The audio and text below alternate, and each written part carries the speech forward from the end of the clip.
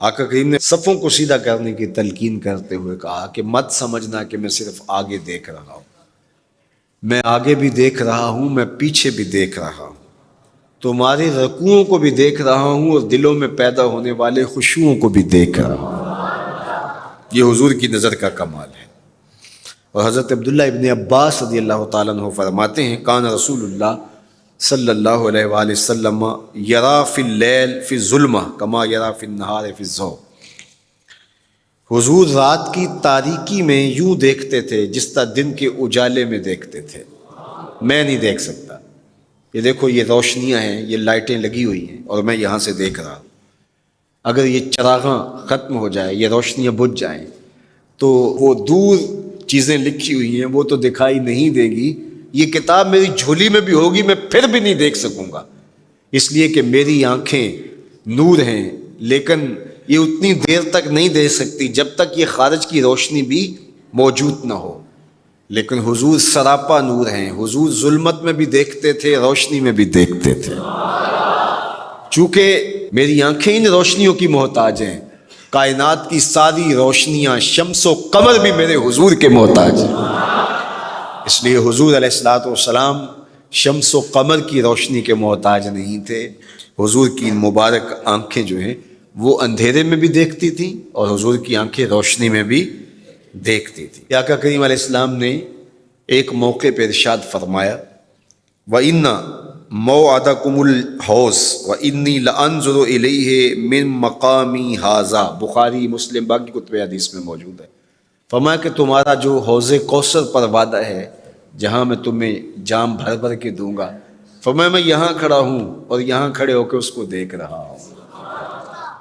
حضور یہاں کھڑے ہیں اور وہاں دیکھ رہے ہیں۔ ایک دن حضور صلاۃ الاستسقاء پڑھا رہے تھے، جب بارش نہ ہو رہی ہو تو اس کی جو نماز پڑھائی جاتی ہے اللہ کے حضور دعا کرنے کے لیے تو اس کو صلاۃ الاستسقاء کہا جاتا ہے۔ ام المومنین سیدہ عائشہ رضی اللہ تعالیٰ عنہ سے مروی ہے۔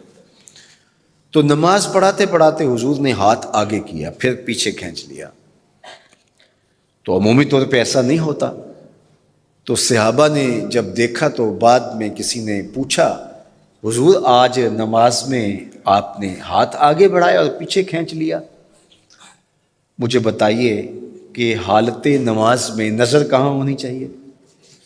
جائے سجدہ پہ ہونی چاہیے نا، لیکن صحابہ حضور کو دیکھ رہے ہیں۔ اللہ اکبر۔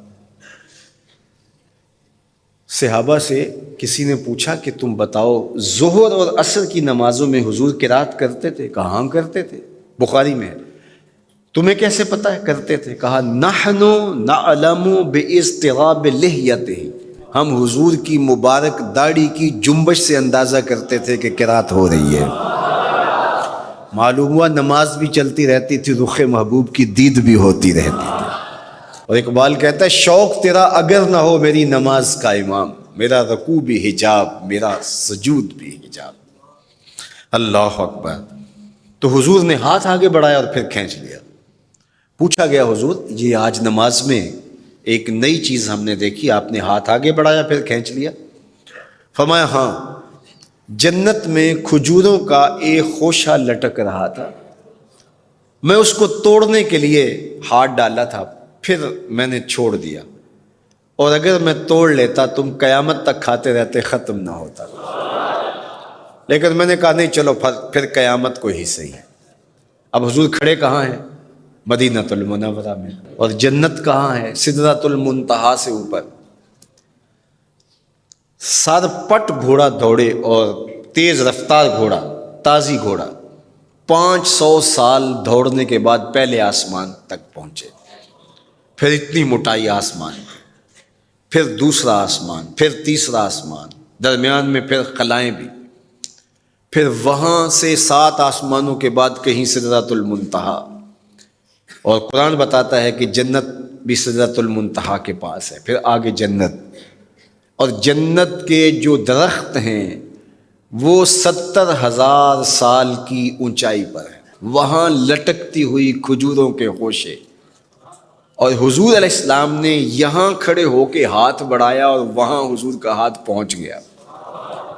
یہ ہاتھ کے پہنچنے کی منتہا نہیں ہے، ضرورت یہاں تک کی تھی لہٰذا یہاں تک پہنچا، اگر ضرورت اس سے آگے کی ہوتی تو آگے بھی پہنچ جاتا.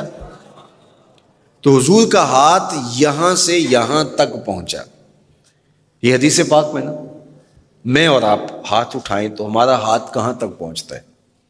5 فٹ قد ہے تو 3 فٹ اوپر ہاتھ پہنچ جائے گا، تو ہمارا ہاتھ 8 فٹ تک پہنچے گا، زمین سے 8 فٹ تک. چلو کسی کا 9 فٹ تک پہنچے گا، کوئی چھلانگ لگا کے اچھل کے اوپر لے جائے گا تو 10 فٹ تک پہنچ جائے گا. البتہ ہماری نظر بہت تیز ہے، ہماری نظر پہلے آسمان کے ٹمٹماتے ہوئے ستارے دیکھتی، دوسرے آسمان کے ستارے بھی دکھائی دیتے ہیں، تیسرے آسمان کے ستارے چاند سورج میں دکھائی دیتا ہے. ہمارا ہاتھ 3 فٹ تک یا 10 فٹ تک پہنچتا ہے، نظر تیسرے آسمان تک پہنچتی ہے، اور جس کا ہاتھ جنت تک پہنچتا ہے اس کی نگاہ کہاں تک پہنچتی ہوگی، اس کی نظر کا کمال کیا ہوگا. اس لیے فرمایا انی ارا ما لا ترون واسمع ما لا تسمعون، جو میں دیکھتا ہوں وہ تم نہیں دیکھتے، جو میں سنتا ہوں وہ تم نہیں سنتے. اپنے حواس کو نبی کے حواس پر قیاس کرنا یا نبی کے حواس کو اپنے حواس پہ قیاس کرنا سوائے جہالت کے اور کچھ نہیں ہے. چے نسبت خاک را بعالم پاک، کہاں ہم کہاں ان کی ذاتیں بابرکات. اس لیے فرمایا انی ارا ما لا ترون واسمع ما لا، جو میں دیکھتا ہوں وہ تم نہیں دیکھتے، اور جو میں سنتا ہوں وہ تم نہیں سنتے. اللہ اکبر.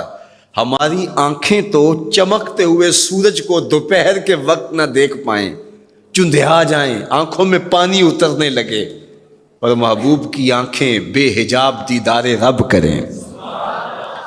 اور قرآن کہے ما زاغ البصر وما، آنکھ چندھیائی بھی نہیں اور حد ادب سے تجاوز بھی نہیں کیا.